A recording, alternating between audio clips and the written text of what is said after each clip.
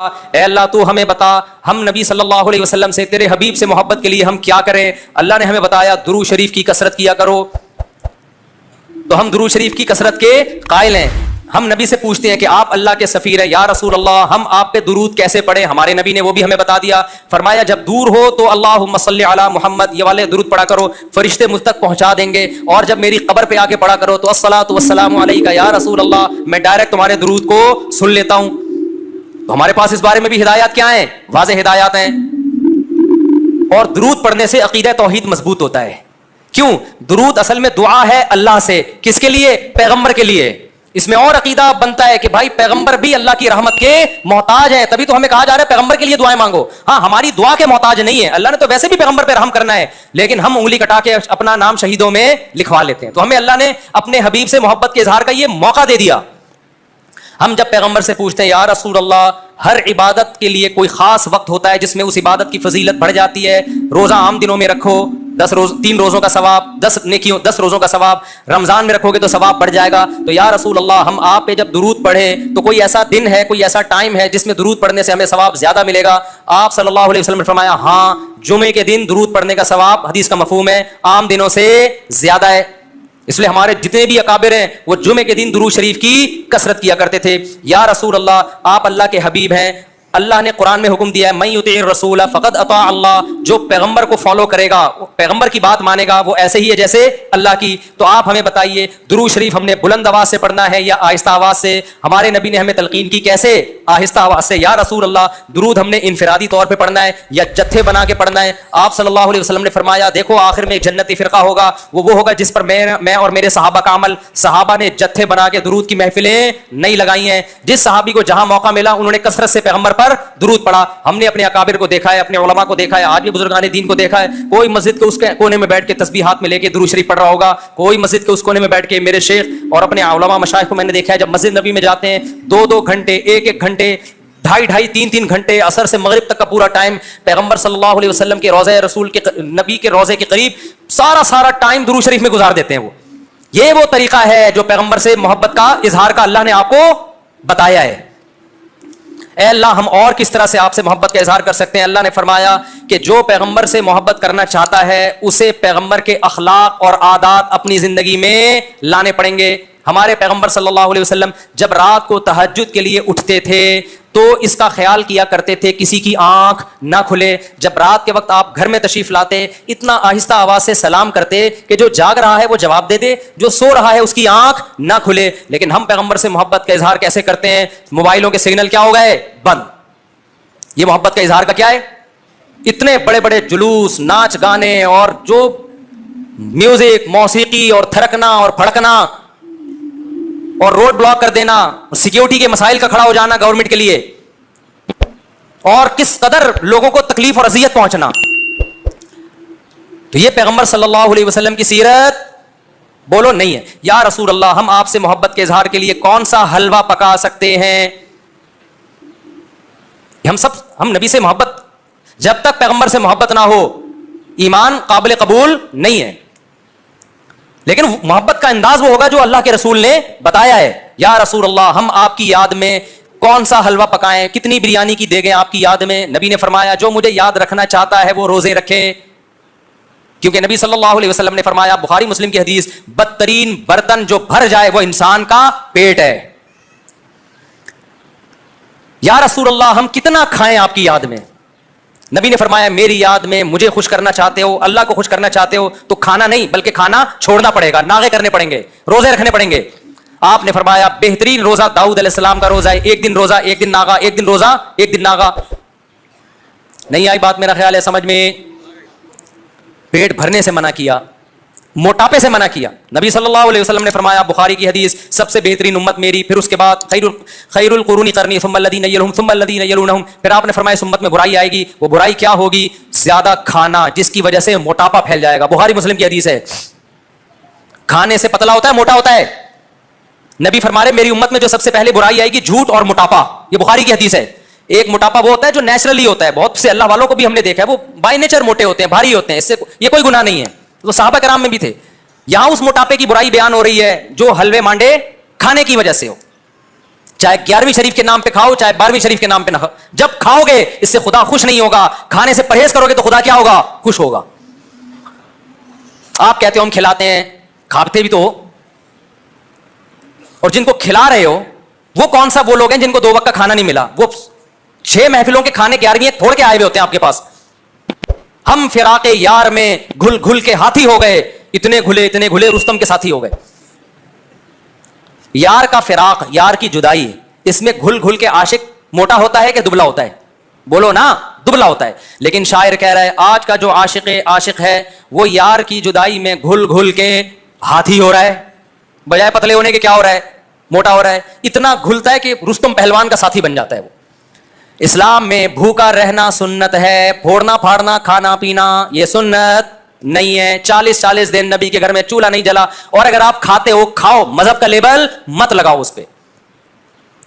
کھانے پر پابندی نہیں ہے, مذہب کا لیبل تو مت لگاؤ نا کہ یہ بہت ثواب کا. میں بھی جاتا ہوں نہاری کھاتا ہوں الحمدللہ, پھوڑتا ہوں, لیکن یہ نہیں کہتا سنت پہ عمل کر رہا ہوں میں, یہ نہیں کہتا میں. بھائی دل چاہ رہا تھا کھا لیا ہم نے, مدذل لا لیا, جو سامنے آیا کھا لیا. سنت کا لیبل نہیں. سنت جب ہے جب روزہ رکھوں گا, جس دن نہیں کھاؤں گا یار آج فاقہ کرو, پھر بتاؤں گا ولاگ بناؤں گا, دیکھو آج میں فاقے سے ہوں, سنت ہے یہ. پھوڑنے پھاڑنے کے بھی ولاگ ہم بناتے ہیں بس نہاری کے فضائل سنانے کے لیے, کتنی مزے کی. سنت سمجھ کے نہیں پھوڑتے آپ. آج ہماری سوسائٹی کھانے کو مذہب سمجھنا شروع کر دیا ہے. مذہب نہیں ہے کھانا, فاقے مذہب ہے, بھوکا رہنا مذہب ہے. وقت بہت ہو گیا, کہنے کے لیے بھی بہت کچھ ہے, لیکن کیا کریں. میرا مقصد کسی کا مذاق اڑانا نہیں ہے. ایک آخری بات کر کے اپنے بیان کو ختم کرتا ہوں. کل کوئی میرے سامنے کلپ آیا, اس کلپ میں کسی نے یہ کہا کہ غوث اعظم چاند پہ پہنچے تھے. واللہ عالم کسی کے پاس رپورٹ آئی ہوگی. اچھا, بہت سے لوگوں نے الٹا سیدھا لکھا ہوا تھا, برا بلا کہا ہوا تھا. کیا وہ کہہ رہا تھا کہ امریکہ تو بعد میں چاند پہ گیا ہے, غوث اعظم پہلے چلے گئے تھے. اچھا, نیچے سب ملے جلے کمنٹس آ رہے تھے نا. ایک نے بڑا اچھا کمنٹ کیا, اس نے کہا اگر کوئی غیر مسلم بھائی یہ کلپ دیکھ رہے ہیں تو خدا را اسلام کو برا نہ سمجھیں, یہ جھوٹی خبر ہے. سمجھ رہے ہیں نا, یعنی اس بندے کو یہ خیال ہوا کہ یار یہ ہمارے آپس کے مسئلے ہیں, چاند پہ گئے تھے نہیں گئے تھے یہ رپورٹیں ہم کرتے رہیں گے. لیکن غیر مسلم جب یہ مذہبی اسکالر سے یہ بات سنے گا تو وہ کہے گا کہ یار یہ ہے اسلام, یہ اس پہ فخر کر رہے ہیں کہ انگریز ایک تو جا نہیں رہے چاند پہ, ہیں جانا تو ہم کو چاہیے تھا نا, کیا خیال, ایک تو جا نہیں رہے ہیں, اوپر سے عذر لنگ بدتر از لنگ, عذر ایسا پیش کر رہے ہیں کہ ہم تو پہلے جا چکے ہیں. تو اس نے یہ لکھا کہ غیر مسلم کو کہا کہ کوئی غیر مسلم بھائی یہ دیکھ رہے ہو تو یہ اوریجنل اسلام نہیں ہے. یہ بڑا اچھا کمنٹس کیا, مجھے اس سے بڑا سبق ملا.